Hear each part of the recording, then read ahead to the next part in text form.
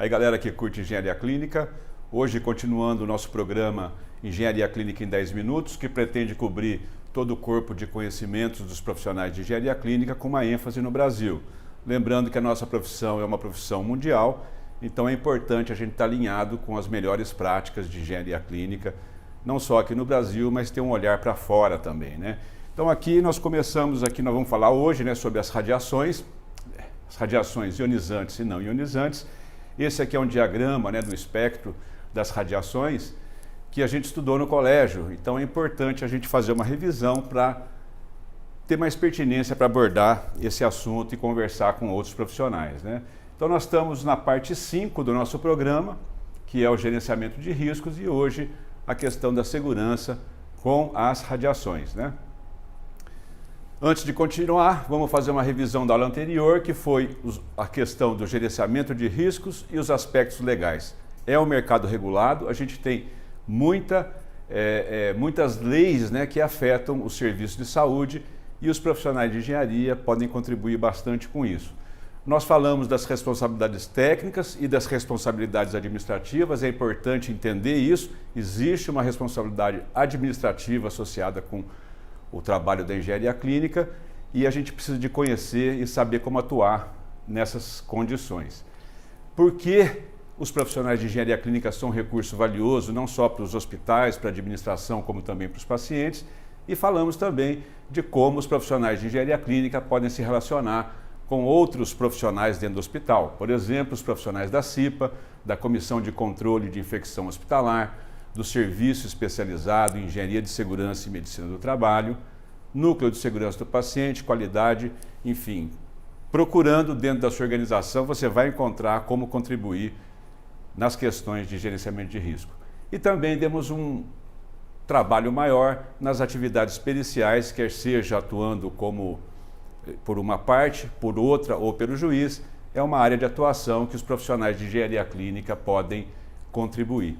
E hoje vamos falar um pouquinho sobre a segurança contra as radiações. Então vamos falar rapidamente o que é uma radiação, o que é radiação ionizante, não ionizante, os principais equipamentos que empregam radiações ionizantes e os principais fontes, né, de radiações não ionizantes. E por fim, como que o profissional de engenharia clínica pode se inteirar e interagir nesse quesito, né, de radiações.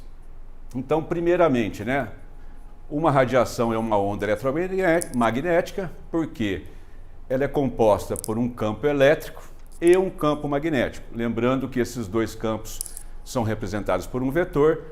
E lembrando mais uma vez que o produto vetorial de dois vetores vai dar um outro vetor que é perpendicular ao plano formado pelos dois primeiros, né? Lembrar essa questão da matemática vetorial acaba ajudando quando você vai mergulhar e estudar mais profundamente a reconstrução da imagem. Então, é isso aí. Existem vários tipos, né, de radiações. E antes de avançar, vamos lembrar o que é ionização, né? Por que a radiação é chamada de ionizante? Para a gente lembrar isso, né, vamos passar pelos modelos atômicos, né? Começou lá com Dalton, passou por Thomson, passou pelo modelo de Rutherford, e hoje o que está valendo são os postulados de Niels Bohr, né? O que ele coloca? Ele coloca que os elétrons, né, orbitam em torno do núcleo em níveis de energia constante. Então, por exemplo, vocês se lembrarem, as camadas K, L, M, N, enfim, são os locais, as órbitas, onde os elétrons estão girando ao redor do núcleo, e ali eles têm um nível de energia estável. Então, se uma substância, um átomo, perde elétron, por exemplo, ele fica carregado positivamente. Então, a gente diz que formou-se um íon, tá? Por isso que existem algumas radiações que conseguem ionizar a matéria, né? E outras radiações que não provocam esse tipo de efeito. O que é a radiação não ionizante, né? São aquelas características de onda eletromagnética, mas que não ionizam a matéria. Então aqui a gente pode observar nesse gráfico aqui, que a partir aqui do ultravioleta para esse lado, você tem, por exemplo, o infravermelho, o micro-ondas, as ondas de rádio, até as ondas eletromagnéticas geradas, né, pelas correntes elétricas nas torres de alta tensão. Então todo esse espectro de radiações, a gente tem que conhecer dentro do hospital onde elas estão, quais são as fontes de risco, né? Avaliar a magnitude desse risco e propor as medidas de controle. Antes de avançar, recomendamos aqui fortemente que vocês conheçam as diretrizes básicas de radioproteção que foram editadas pelo CENEM, que é a Comissão Nacional de Energia Nuclear. Está na descrição o link para vocês estudarem, para entender como que a gente pode ajudar ou se especializar nessa área de radioproteção. São várias unidades de medida que pretendem definir o que é uma dose, né? E todas elas acabam relacionando a quantidade de energia absorvida pela matéria por unidade de massa dessa matéria. Então, em termos práticos, a unidade é joule por quilograma. Ou sievert, 1 joule por quilograma é 1 sievert. Vamos lembrar o que é energia e potência. Então, energia é a capacidade de realizar trabalho e potência é a velocidade com que esse trabalho é realizado. Lembrando que trabalho é força vezes distância, portanto, massa vezes aceleração vezes distância. A massa, quilograma, aceleração, metro por segundo ao quadrado, esse pacotinho quilograma-força, quilograma vezes metro por segundo ao quadrado, em homenagem a Isaac Newton, foi dado o nome de Newton, né? E Newton vezes metro, em homenagem ao Joule, recebeu o nome de Joule. Então, Joule é energia, Joule por segundo é watt. É importante se atentar para a questão da potência, porque algumas avaliações, né, são feitas em função da potência por unidade de área que chega no corpo. Watt por centímetro quadrado, vocês vão encontrar isso em várias aplicações médicas. Seguindo adiante, as principais fontes de radiação ionizante, então, no hospital, são lá os aparelhos de raio-x, tanto fixo quanto móvel, lembrando que esses riscos são comuns aos trabalhadores, aos visitantes, aos acompanhantes e ao paciente, por isso exige uma interação da equipe de segurança do trabalho com o pessoal da engenharia clínica e os profissionais, os físicos médicos, que hoje estão ocupando esse lugar no mercado, a gente vai falar um pouquinho mais na frente, né? A fluoroscopia, que é a imagem gerada por raio-x em tempo real, né? A gente usa isso, tem aparelhos de raio-x que fazem fluoroscopia, o arco cirúrgico é um outro tipo de equipamento que trabalha nessa linha, o angiógrafo, que é um arco cirúrgico aumentado, né? Para fazer radiologia intervencionista, né? Chamado de angiógrafo ou aparelho de hemodinâmica, o tomógrafo computadorizado, que nada mais é que um raio-x, utiliza radiação X também para a produção de imagens.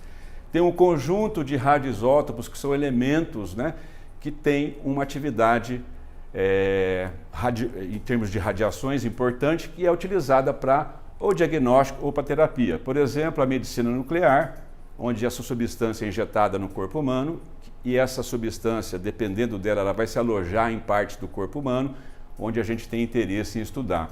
Os radioimunensaios são técnicas para detecção, quantificação de algumas substâncias, hormônios, por exemplo, células tumorais, que você consegue medir a quantidade disso a partir da marcação dessa substância que a gente quer analisar. A braquiterapia, que é um procedimento terapêutico, você praticamente insere dentro do corpo humano um radioisótopo com a finalidade de interagir com células cancerígenas e fazer o procedimento terapêutico, né? Um outro muito conhecido em oncologia é o acelerador linear, que tem o objetivo realmente de atingir células cancerígenas e produzir assim uma terapia que pode levar o paciente a se recuperar totalmente, né? E radiação não ionizante. A gente tem um grupo grande também, por exemplo, o vermelho e infravermelho a gente usa no oxímetro de pulso, né? A quantidade de vermelho e infravermelho que é absorvido pelo corpo humano, a gente consegue fazer uma correlação com a quantidade de hemoglobina ligada ao oxigênio e, portanto, informar para o profissional da assistência a saturação do paciente. A gente usa o infravermelho também no caso para medir distância, tem réguas, né, trenas laser, né? Nós temos aqui no próprio mouse o infravermelho, a gente usa o infravermelho para posicionamento do paciente, né? A gente vê isso no gantry de tomógrafo, no gantry de ressonância, no gantry na sala de radioterapia. Então a gente precisa de conhecer o comprimento de onda e os riscos envolvidos com essa radiação naquele comprimento de onda.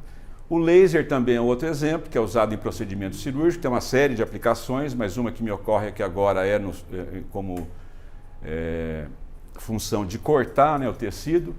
O ultravioleta, também famoso, a gente usa em capela de fluxo laminar ou fluxo unidirecional em laboratório. Importante entender que a potência da radiação ultravioleta, ela decai ao longo do tempo, dependendo da fonte que você está usando, então é importante medir, não é porque acende que tem a eficácia nessa questão de atuação como um biocida, né? Em laboratório de análises clínicas também é utilizada, essa capela pode estar em laboratórios, né?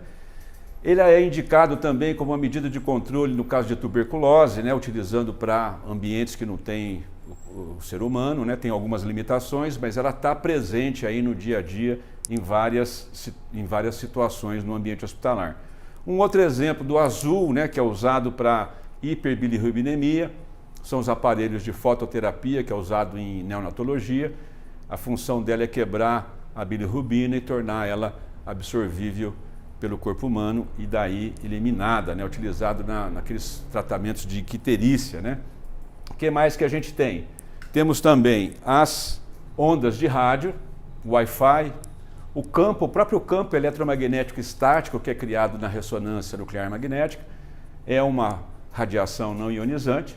No caso aqui a gente tem um outro risco, né, que é aquele risco na realidade é devido ao magnetismo criado pela corrente elétrica, mas de atrair materiais ferromagnéticos.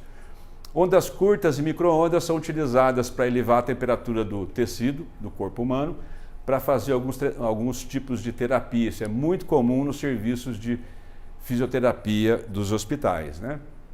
E o que mais que a gente tem aqui, separou na listinha? O que a gente pode fazer para ajudar essa turma, né? A questão paciente, os trabalhadores. Primeiro, né? Eu recomendo muito que se faça uma aproximação entre CIPA e SESMIT. Eles estão preocupados com a segurança e a saúde ocupacional e ajudar, contribuir a identificar, né? Reconhecer, avaliar e propor medidas de controle desses riscos é um passo muito importante, uma vez que os profissionais de engenharia clínica estão muito mais próximos dos equipamentos médico-assistenciais do que os profissionais da CIPA e do SESMIT. Atuar em conjunto com os físicos médicos, né? Isso já é uma realidade. Depois que tivemos aquele acidente em Goiânia, muito emblemático, né? O país se organizou em torno desse problema e hoje é uma realidade os físicos médicos, né? Dentro dos hospitais, dependendo do porte do hospital, do tipo de trabalho que ele faz, a gente tem físicos médicos dentro do hospital que cuidam não somente dos equipamentos novos, né? Antes de liberar para o uso, como também os equipamentos que estão em uso, garantindo a proteção radiológica e principalmente a qualidade da imagem, né? A imagem que é oferecida para o profissional da assistência tem que estar bem definida e para evitar erro de diagnóstico, por exemplo. E há a possibilidade até de profissionais técnicos ou de nível superior ou de nível médio se especializarem nessa área de proteção radiológica e aí recomendo novamente a leitura do CNEM NE 3.02, você vai ter uma panorâmica importante geral sobre esse tema. Eu queria aproveitar e recomendar aqui para vocês um canal muito legal, que é uma física, uma colega nossa, Ana Cláudia, tem no YouTube, que é a Academia de Radiologia. Para quem quiser mergulhar, se aprofundar, ali tem uma série de vídeos que vocês vão poder se esbaldar ali, melhorar o vocabulário, equalizar o vocabulário para conversar com os diferentes profissionais que atuam nessa área. No mais, né, nós estamos aqui na Escola de Engenharia Clínica no YouTube, falamos sobre as radiações e o papel dos profissionais da engenharia clínica, e no próximo episódio, dentro do gerenciamento de riscos, nós vamos falar sobre os testes em gases medicinais. Vamos abordar um pouco esse tema, que é importante, não só do ponto de vista econômico, mas do ponto de vista de segurança. É isso aí, e no mais, muito obrigado pelo seu tempo.